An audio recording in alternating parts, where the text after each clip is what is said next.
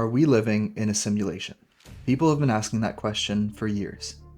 Philosophers have argued about it, scientists have debated it, and Elon Musk even said the odds that we're living in base reality are incredibly small. Now look at this. Is this real? It isn't.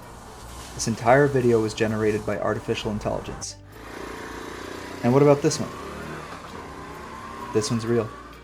We're reaching a point where seeing things for your own eyes doesn't necessarily mean it's true. And remember that, because we're going to come back to it. When people say we might be living in a simulation, they're not necessarily saying we're in a video game. The idea is much bigger than that. What if everything we experience, this room, this planet, the universe, even us, exists in some kind of constructed reality?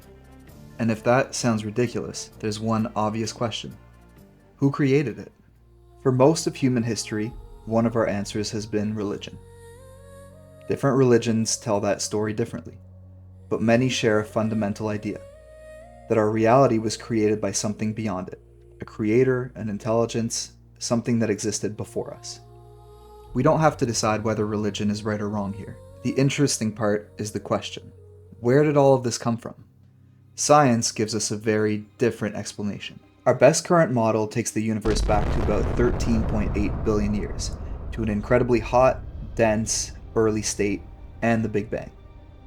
Over billions of years, stars formed, planets formed, Earth formed, and eventually, life appeared. But even that leaves some enormous questions. What caused that early state? Did anything come from it? Why do the laws of physics exist? And the biggest question of all, why is there something instead of nothing? Think about the world around us. Everything follows rules. Gravity, the speed of light, quantum mechanics. No matter where we look, nature follows remarkably consistent patterns. And when we create artificial worlds, we do something surprisingly similar. We give them gravity, boundaries, rules controlling what can and what can't happen. Now that doesn't mean the laws of physics are computer code. They're not evidence of a simulation, it's an analogy. But it's an interesting one. One of the most famous modern arguments came from philosopher Nick Bostrom. The actual argument is more complicated than we probably live in a simulation. But here's the basic idea. One real civilization, eventually it becomes advanced enough to create simulated worlds containing conscious beings. One simulation becomes thousands. Thousands become millions, and eventually, there could be far more simulated beings than original ones. And that creates a pretty uncomfortable question. What are the chances that we're original? It would seem to follow that the odds that we're in base reality is 1 in billions. Elon Musk takes that argument pretty far. He argued that us living in base reality could be 1 in billions, but Musk believing that doesn't necessarily make it true. And Neil deGrasse Tyson has taken the idea seriously too. He once put the odds around 50-50. But Tyson later became more skeptical after considering arguments against it. And even Bostrom himself is careful about this. His argument doesn't prove that we're living in a simulation. So right now, we have an interesting argument. Not really evidence unless you believe in the glitches. If we actually live in some sort of constructed reality, you'd think that eventually something would go wrong. A bug, a rendering error, maybe a glitch. And according to the internet, that happens all the time. Take this for example. This was filmed in British Columbia. The bird appears to be completely frozen midair. No flapping, no obvious support, it's just hangs there. An ornithologist who examined it believed we're looking at an actual gull, probably already dead. What isn't obvious from the video is exactly what's keeping it suspended. So, did someone forget to update the bird? Probably not. Maybe a nearly invisible wire? Something caught around the bird? Or another ordinary explanation is more likely than a glitch. You've probably seen videos like these too. A plane that looks completely frozen in the sky, objects that seem to move in ways they shouldn't, people appearing in places that don't make sense. But perspective, relative motion, camera effects, and good old-fashioned editing can explain a lot of them. When reality doesn't behave the way that it should, we instantly start questioning reality itself. But not every glitch happens in front of a camera. Some actually happen inside our own heads. For example, déjà vu. That bizarre feeling that the exact moment you're living through right now has already happened. You know it probably hasn't, but something inside your brain insists that it has. Or maybe this has happened to you. You randomly think about somebody you haven't spoken to in years. There's no reason for it. Just pops in your head. And then later, it's them. Almost everyone has had a story like that. If you already believe reality is simulated, experiences like these can feel almost like errors. A memory loading early, information arriving before it was supposed to, two events accidentally overlapping. But there are much more ordinary explanations. Our brain is incredibly good at detecting patterns. We remember unbelievable coincidences, and we tend to forget all of the times that we thought of somebody but they never showed up. Déjà vu does have plausible neurological explanations. So again, none of this is really evidence that we're living in a simulation. But it does raise a much bigger question. Everything you know about reality comes through this. Your brain receives information, processes it, and somehow that becomes your experience of reality. We understand an enormous amount about the brain, but exactly how brain activity gives rise to subjective experience remains one of neuroscience and philosophy's hardest questions. What actually creates the feeling of being you? Now imagine we created an artificial intelligence inside a simulated world.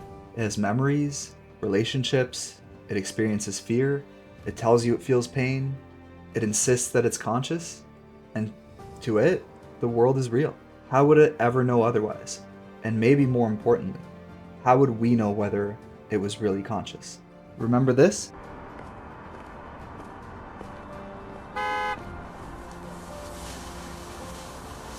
We made this. For decades, we've asked whether an advanced civilization could create a reality convincing enough that the beings inside wouldn't know it was artificial.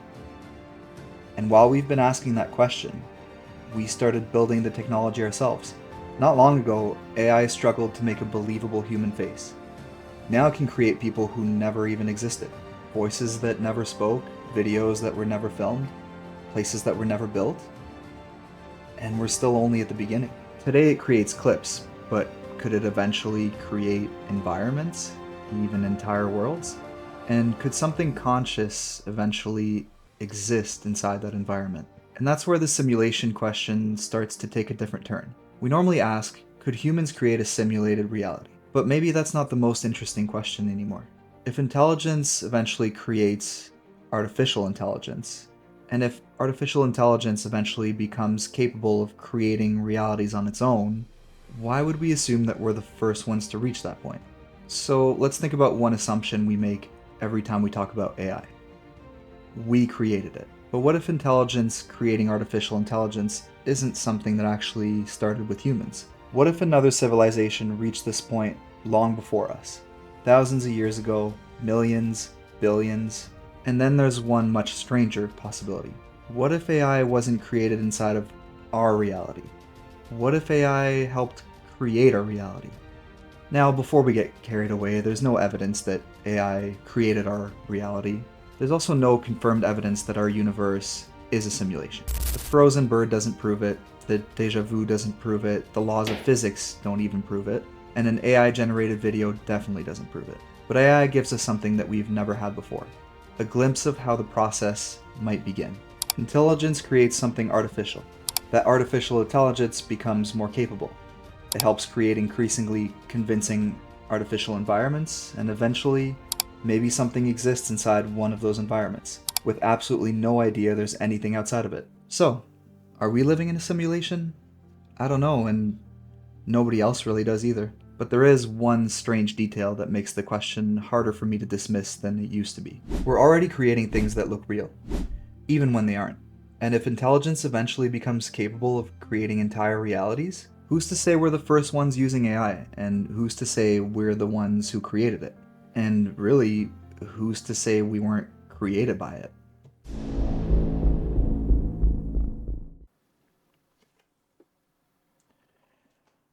Whew!